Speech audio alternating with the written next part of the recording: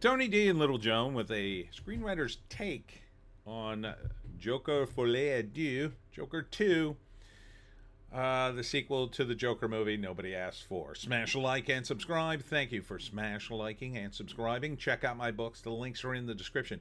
Comedy Horror in South Jersey. It's the Pineys, books 1 through 16. Available at Amazon.com. Don't forget, Kindle Unlimited is free. This still from the movie sums up my reaction to the Joker 2 movie. This is by request, by the way, so thanks to all of you who made me watch this. Gotta stop taking requests. So I'll give you my non-spoiler review. It sucks. How's that? It sucks. It's boring. I regret watching it. It's long. It's tedious.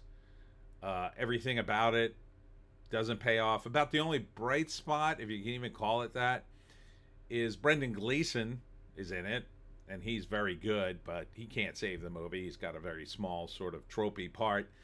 There's a couple of moments in which the movie could have gone off in a different direction, and you would have been like, oh, this could have been good. It just never gets there. It's sad and depressing. It's an emasculation of the Joker, if anything. He's emasculated by a relationship in which he has absolutely no chance to come up on top. And that's mainly what it focuses on, sadly. Lady Gaga is not great. But I don't blame her so much as I blame the script that goes all over the place. This movie is the poster child for why you can't make your main character crazy. Because it undermines scenes that are fantasy, right? So in the first Joker movie, which is kind of the exception, the Joker is crazy, but as an audience, we don't know how crazy he is until the end of the movie. It very much, throughout the movie, is Joker versus the system that's always kept him down. And then at the end of the movie, we get all the revelations. There's no revelation here other than, a woman brought him low. If it's even that. All right, let me get into the deets if you care. So yeah, I would give this a 0. I would never watch it again. I don't recommend anyone else watching it. Dear God, what has Todd Phillips wrought? What were you thinking? I mean, I thought the sequels to The Hangover were bad, and then I saw this. Never again will I watch a Todd Phillips sequel of any kind. I like his first movies. Those seem to be good. And then, I don't know, does Hollywood come in and say, hey, Todd, that movie was too good. Please ruin it in the sequel. And he goes, okay. All right, so let's get into the details. The first act. It picks up where the first movie left off. Arthur's in jail, in Arkham Asylum / jail. It's not very clear. He's on drugs. He's out of it. His lawyer seems to think she can get him off of 5 murder charges with an insanity defense, and maybe get him into a different insane asylum, I guess. I don't know. It doesn't really make much sense. Although I will say the person playing his lawyer, she's great in that role. She's always good in that sort of role. The advocate. She always plays like an advocate, that actress. Joaquin Phoenix seems like half asleep. I mean, he's doing his Joker shtick, but not as well as he did in the first movie. Partly because his mother's dead. I mean, that was really the impetus for it. So without the mother to sort of bounce off of. Anyhow, he is been a good boy, and guards kind of like him, even though they toy with him. And so one day he makes eye contact with Harley Quinn, played by Lady Gaga, and falls in love. They fall deeply, madly in love, and it turns out, the guards are going to help him, not with the girl, but like get into this choir class that she's in, so he can see her. And then he keeps having fantasies. The fantasies grind the movie to a halt. They're musical numbers, and mostly just grinds the movie right to a halt. A movie that's already very, very, very, very slowly paced. I mean, this is a courtroom drama and a jail drama mostly, and it just grinds it to a halt because those scenes don't mean anything. They're just the ravings of a lunatic, two lunatics. We don't get to see the breakdown of Lady Gaga. Is the main problem. This could have worked because folie à deux is a condition that, you know, where one crazy person makes another person crazy, basically. And that's sort of what is appropriate for the title of the movie if you add Harley Quinn. But the Harley Quinn, the original Harley Quinn from the cartoon, not the original, but the one from the cartoon that's pretty famous. Harley Quinn was the psychiatrist treating the Joker in Arkham. She falls in love with him and has a filet à deux where she becomes just as psychotic as he does. That would have made a hell of a lot more sense than what happened here. Because as the doctor in Arkham, we could have saw her disintegration, right? It could have been about her psychosis this time. And the Joker would be in it, but he'd be sort of not the main character, which is what had to happen.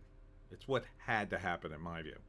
And then you could see her breakdown over the course of the movie where she's in love with him and he's encouraging that. But at the end of the movie, just like we saw with the Joker, that he had no relationship with that girl, that he hallucinated a bunch of things, they could reveal that Harley hallucinated the relationship. Arthur is incapable of any kind of a relationship. He's nuts. And now she's nuts too. And maybe they escape and maybe they don't, and maybe it's a fantasy or whatever. The music just doesn't help this movie at all. There's not a single moment where I went, oh, this song is cool. No.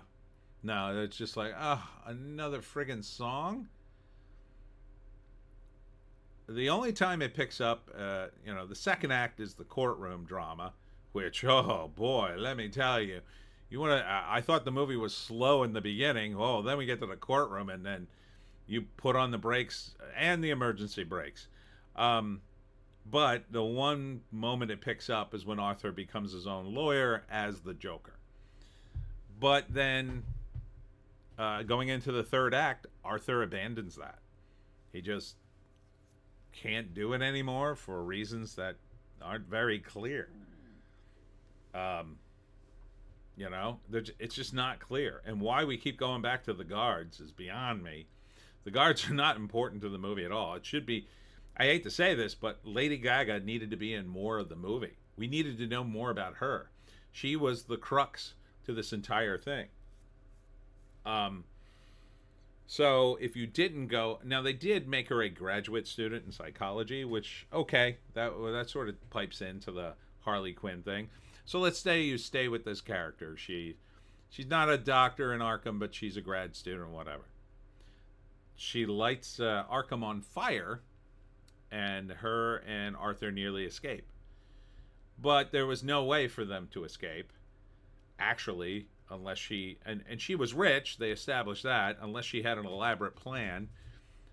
She apparently didn't, and they get caught. At the end of the movie, the climax of the movie is, of course, when they blow up the courthouse and Arthur escapes. But I'm not really sure, who blew up the courthouse. I guess it was the other clowns who somehow worship him and decide they want to burn it all down too. So they save him, and then he goes back to the steps, and there's Harley. The problem is, too, the steps are made famous for some reason.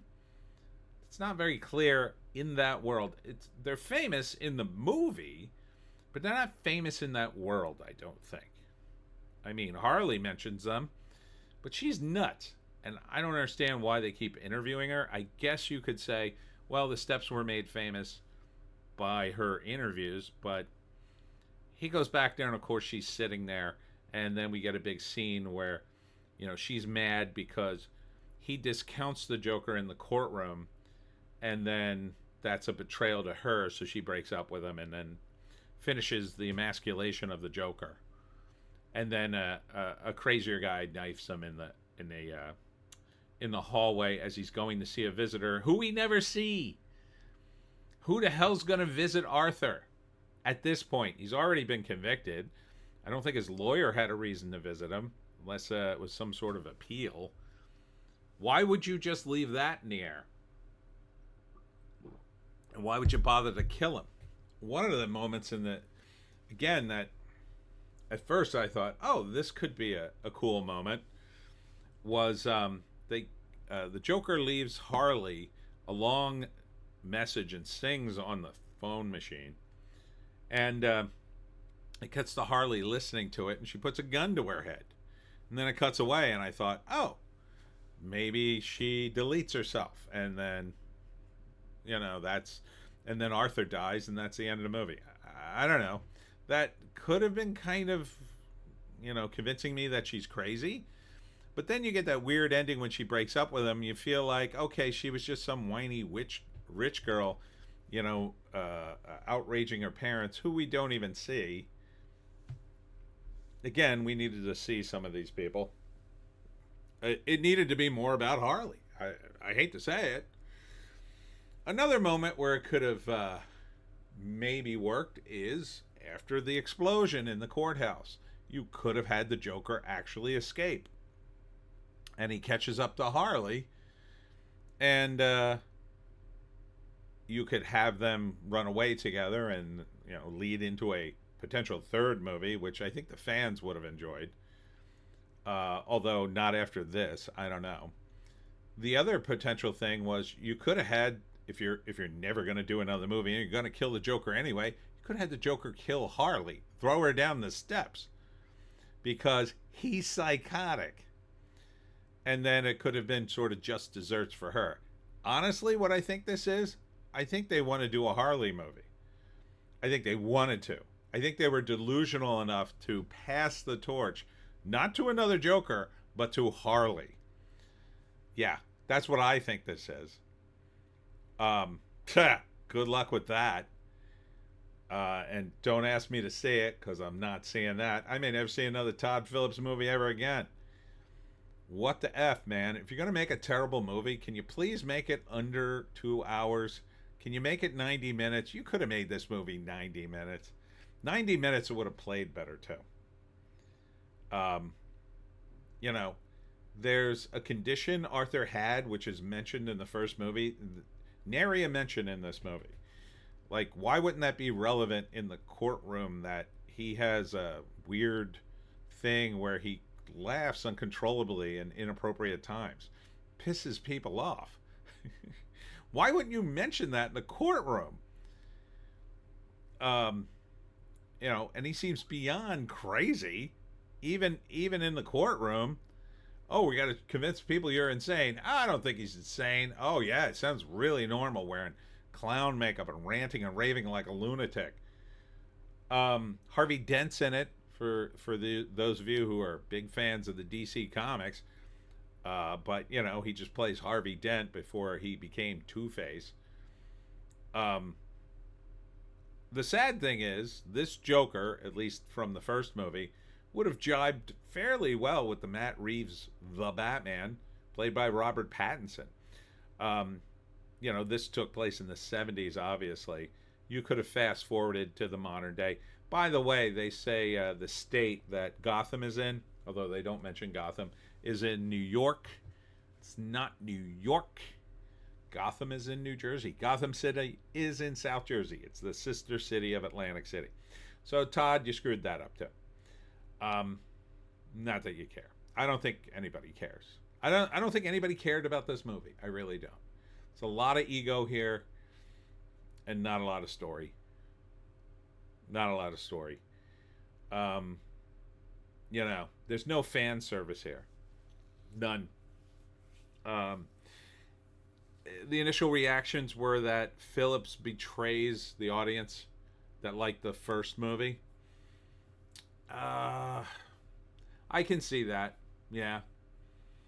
I can see that. Having seen the movie, yeah, there's definitely some of that. I don't think it's as big a betrayal as I expected, but yeah, I can see why you would say that. I mean, the ending of the movie is really the betrayal. The entire movie is a betrayal because it sucks. It's boring. That is the biggest betrayal. It's not entertaining. Um, you know, Joaquin Phoenix plays Johnny Cash in that biopic, and he sings like Johnny Cash. He sings pretty good. Not in this movie. He sings terribly.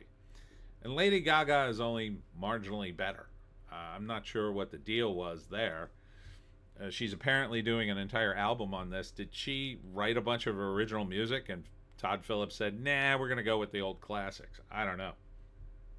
Um, you know, the first movie had a lot of, New York in the 70s kind of vibe to it, which was very enjoyable. In this movie, it's not enjoyable because the movie is very claustrophobic and doesn't leave Arkham in the courtroom until the very end of the movie.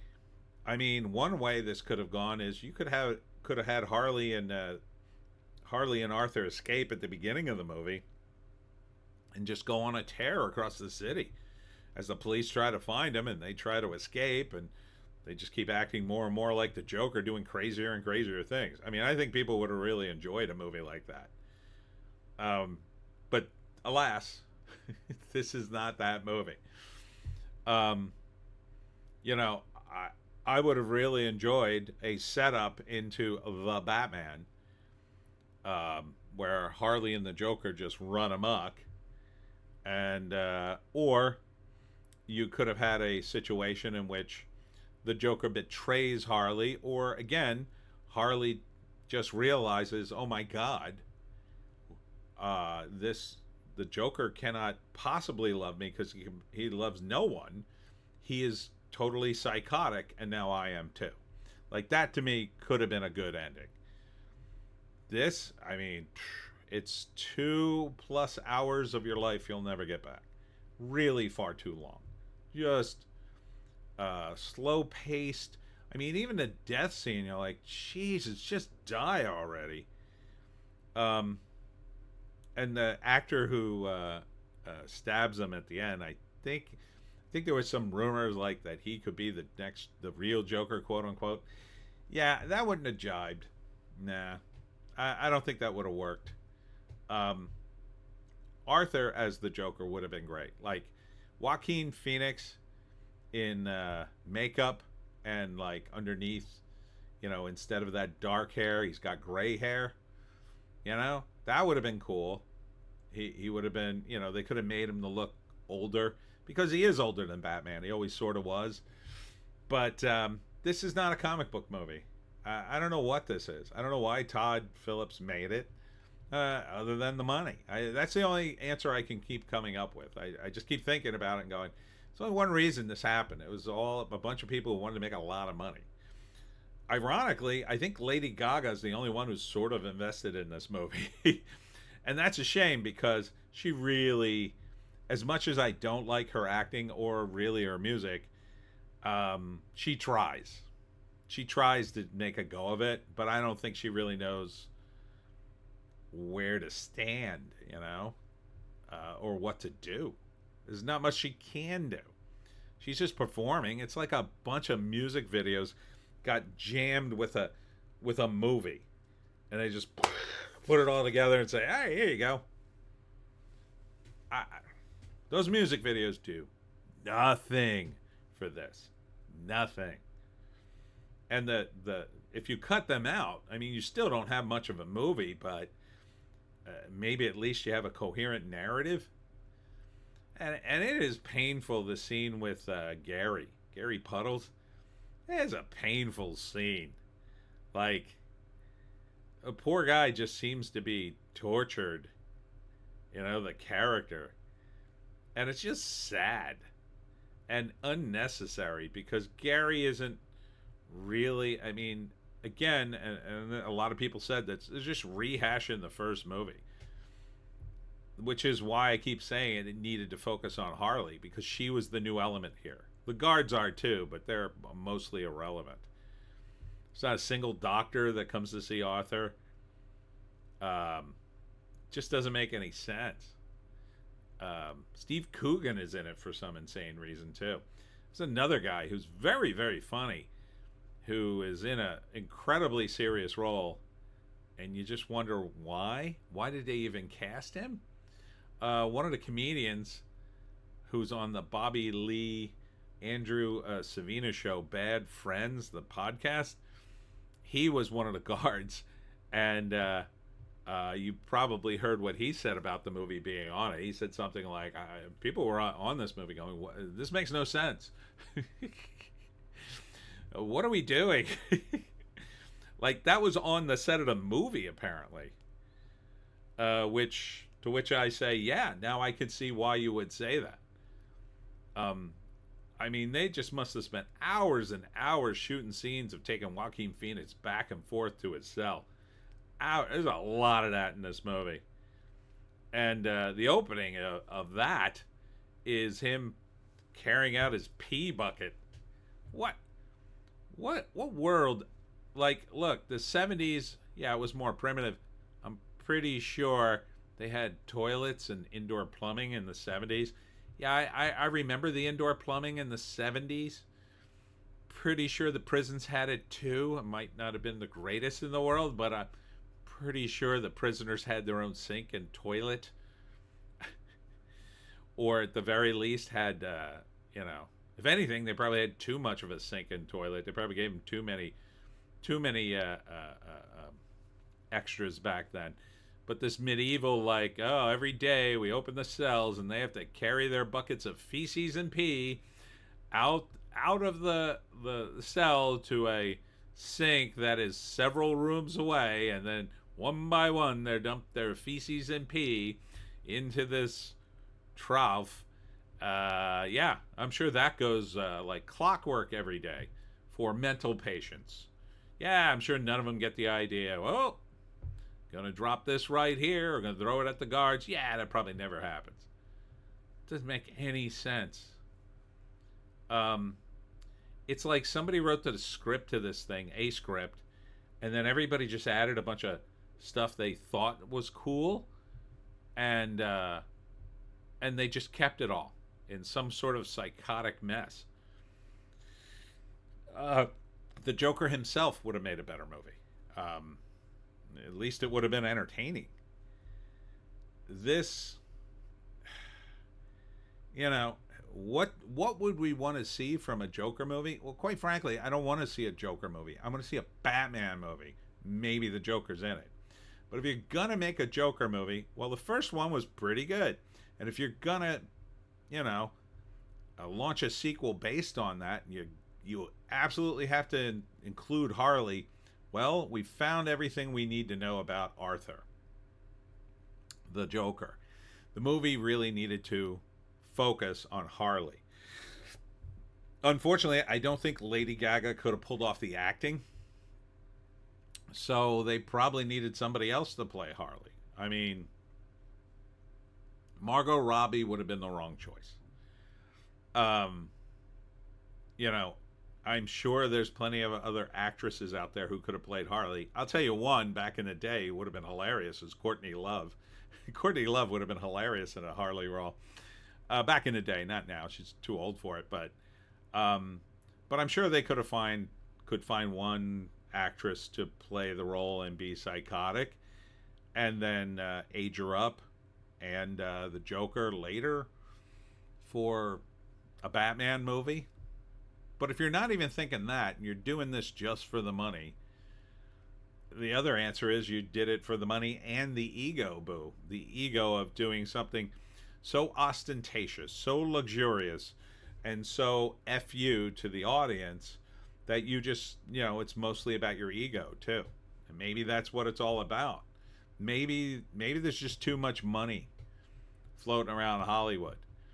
If this had been a tight movie, like if the first movie hadn't been so wildly successful, and they said to Todd, hey, listen, we're going to make a sequel. We're going to have to cut your budget. Maybe it would have actually had a story here. Other than a rehash of the first movie mixed with music nobody asked for and scenes that kind of make no sense. You know, there wasn't any enduring characters in the first movie other than his mother and him. And maybe Thomas Wayne. He was pretty memorable. Um, but, you know, if you're not doing the Batman, if you're so anti-Batman, Hollywood, I don't even know why you're making movies. Why even make this? Oh, right, the money. Yeah, how much money did it make? Oh, right, it's not about making money. Apparently, it's about, I think, laundering money. It's the only explanation that makes any sense. And I'm not exactly sure how you're laundering it. The only thing I could think of is this movie costs so little to make as compared to the public budget. Now, the public budget is $200 million. This movie looks cheaper than the first movie, because a lot of the first movie took place outside and had different locations and lots of different actors. This movie mostly takes place inside the prison, inside the courtroom, and on sound stages where there's fantasy settings, which are the cheapest of all to shoot. So you're telling me this movie cost more than the first one? I don't think so. Not buying it. I mean, if you came out with this movie and said, well, this one cost $35 million, as opposed, I think they spent $25 million on the first one, I want to say, and you said this one was $35 million, okay, maybe. You're telling me this movie cost $200 million? For what exactly? The CGI shots of Arkham Asylum on the island, making it look like Alcatraz? Nah, I don't think so. I don't think that stuff costs that much anymore. Sure, you raise the salaries of everyone involved, but $200 million? This is not a $200 million film. No way. I don't believe it. And maybe that's the biggest crime against cinema of all. What do I think of Quentin Tarantino coming out and lauding this movie as a big FU in the face of the fans? Shut up, Quentin. Who cares what you think? You know, I don't think that should be celebrated at all. That doesn't fill me with hope for your last movie, by the way. You know, I felt that Inglourious Bastards, and I've always said this, was really that one, yeah, it didn't deliver on what it promised. You got to deliver what you promise. I wanted a Joker 2 movie. I didn't want a musical. If I wanted a Joker, I actually didn't want a Joker 2 movie. I was shocked the first one was worth a damn. So, yeah. What are we doing, Hollywood? What are we doing? Well, apparently we're just going to cash in until this entire Ponzi scheme collapses and they turn every movie theater into an apartment complex for immigrants, I guess. Or maybe they'll turn it into a warehouse for unsold Joker 2 merchandise and Harley dolls. Look, if there's any evidence you need that it's time to abandon the old guard of Hollywood, look at movies like this. I mean, if you sat through this movie like I did, you got to be a little outraged. Think about what you could have done in the 2 hours you spent watching this movie. I could have written more of my books. And now I really wish I had done that. The only upside for me is I get to make this video ranting about it and maybe make a few shekels on that. But I could spend my time doing other things. Yeah, I really could have. I could have, I don't know, cleaned the house. That would have been nice. I would have had a cleaner house. I could have made myself an elaborate dessert. Ooh, that would have been nice. This was not nice. Anyhow, that's just my opinion. And that's it for me, Tony D. and Little Joan. Check us out on the green site, the orange site, and the black site for more videos. Check me out tomorrow at the Williamstown Middle School from 10 to 2, where I'll be participating in the holiday market there. Hope to see you there. I'll see you tomorrow.